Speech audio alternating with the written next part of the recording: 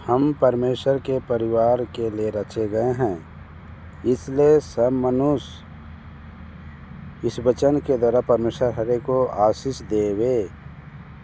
आज वचन इब्रानी 2:10 में परमेश्वर का वचन कहता है, क्योंकि जिसके लिए सब कुछ और जिसके द्वारा सब कुछ है, उसे यही अच्छा लगा कि वह बहुतेक पुत्र की महिमा में पहुँचाए।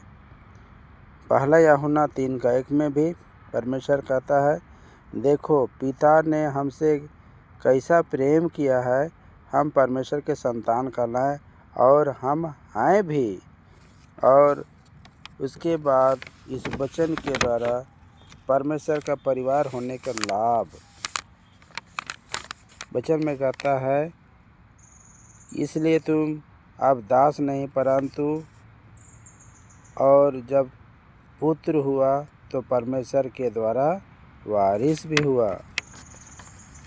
और इफिसी 1:5 में कहता है, अपनी इच्छा के भले अभिप्रायों के अनुसार हमें अपने लिए ठहराया कि यीशु मसीह के द्वारा हम उसके ले पालक के पुत्र हों।